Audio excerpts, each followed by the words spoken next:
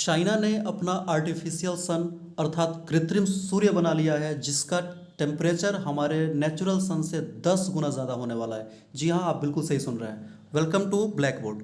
Friends, अगर आप इस वीडियो का पीडीएफ डाउनलोड करना चाहते हैं तो सिंपली हमारे टेलीग्राम चैनल को ज्वाइन करिए, वहाँ से आप डाउनलोड कर सकते हैं। सबसे पहले देखते हैं कि ये चर्चा में क्यों है। तो अभी एक न्यूज आया था कि चाइना ने अपना आर्टिफिशियल सन, जिसको फेक सन भी कहते हैं, उसको उन्होंने बनाया है और एक्सपेरिमेंट के दौरान जो इसके सतह की तापमान मेज़र करी गई है वो जो नेचुरल सन होता है उससे 10 गुना ज़्यादा मेज़र करी गई है।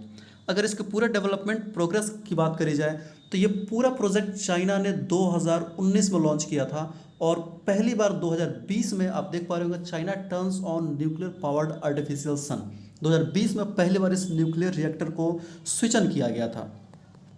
अगर हम ईस्ट की बात करते हैं तो इसका जो पूरा नाम होता है वो होता है एक्सपेरिमेंटल एडवांस्ड सुपर कंडक्टिंग टोकामेक। जी हाँ, जो रिएक्टर चाइना के हेफई प्रोविंस में है, जो उसका फार ईस्ट का रीजन है, वहाँ स्टेब्लिश करा गया है और यहाँ से ये पूरा एक्सपेरिमेंट कंडक्ट किया जा रहा है।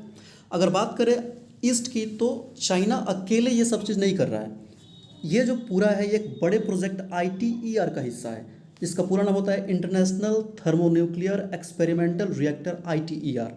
और इसमें चाइना के साथ India, South Korea, Japan, Russia and United States भी पार्टिसिपेंट्स हैं। और ऐसा कहा जा रहा है ITER के तहत 2035 तक दुनिया का सबसे बड़ा न्यूक्लियर फ्यूज़न रिएक्टर तैयार हो जाएगा।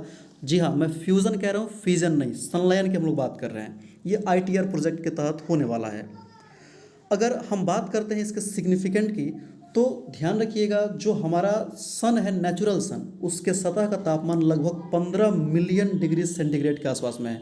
लेकिन ये जो प्रोजेक्ट है ईस्ट का, इसमें जो टेम्परेचर मेज़र करी गई है इससे 7 टाइम्स हालांकि दिया जा रहा है, लेकिन एक क्लेम किया जा रहा है कि 10 टाइम्स ज़्यादा हॉटर ये यहाँ पे देखी गई है।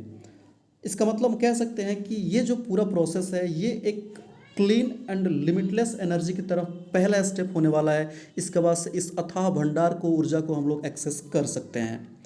इसके अगर वर्किंग प्रोसीजर को समझा जाए तो हमें जानना होगा कि जो हमारा नेचुरल सन होता है वो न्यूक्लियर फ्यूज़न पे काम करता है। जी हाँ, वहाँ जो एनर्जी प्रोडक्शन होता है न्यूक्लियर फ्यूज़न के हिसाब से होता है, संलयन के हिसाब से होता है। ठीक उसी चीज़ को यहाँ रेप्लिकेट किया जा रहा है, जिसमें जो हाइड्रोजन के आइसोटोप्स होते हैं, ड्यूटेरियम एंड ट्रिटियम, उनका यूज़ किया जा रहा है और इससे हीलियम के न्यूक्लियाई को बनाया जा रहा है। और इस पूरे प्रोसीजर में जो एनर्जी रिलीज़ हो रही है उसी को हम यहाँ देख रहे हैं कि इतने ह्यूज अमाउंट में ये आर्टिफिशियल सन जो है वो एनर्जी दे रहा है। यहाँ देख सकते हैं आर्टिफिशियल सन का एक बहुत ही आइकॉनिक फ़ोटो यहाँ पे लगा हुआ है। अगर हम बात करते हैं इस न्यूक्लियर फिजन और न्यूक्लियर फ्यूज़न के बारे में तो यहाँ एक बहुत ही बढ़िया फ़ोटो लगा हुआ है, आपसे समझ सकते हैं।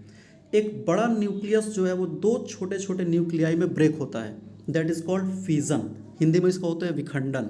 जबकि 2 छोटे छोटे न्यूक्लियाई जो हैं वो एक बड़े न्यूक्लियस में मिल रहा है, बन रहा है, इसको बोलते हैं फ्यूज़न। हिंदी होता है संलयन। सबसे इंटरेस्टिंग बात इनमें यह है कि फ्यूज़न में, संलयन में बहुत ही कम वहाँ से वेस्ट प्रोडक्ट बनते हैं, जिसके वजह से ऐसा कहा जाता है कि ये जो है वो फ्यूज़न की तुलना में बहुत ही ज़्यादा सक्सेसफुल है और इसमें कहीं भी रिएक्टर में दुर्घटना होने की संभावना हमेशा कम बनी रहती है। जी हाँ, इसके पहले 2020 में साउथ कोरिया ने भी कुछ इसी तरीके का एक्सपेरिमेंट अपने यहाँ भी किया हुआ था। अब हम जान लेते हैं ITER में इंडिया का रोल। जी हाँ, तो यहाँ एक रिपोर्ट है 50% of the India's contribution to ITER in France complete projects India head, कि उस पूरे प्रोजेक्ट में जिसको इंडिया ने 2005 में ज्वाइन किया था, जो भी रिस्पॉन्सिबिलिटीज़ इंडिया को दी गई थी उसमें से इंडिया ने अपने 50% सभी रिस्पॉन्सिबिलिटीज़ को आज तक पूरा कर लिया है और आने वाले समय में भी उम्मीद है जल्द ही ये पूरा कर लिया जाएगा। आई होप आपको सब कुछ क्रिस्टल क्लियर हो गया होगा। Thank you for watching. Thank you very much.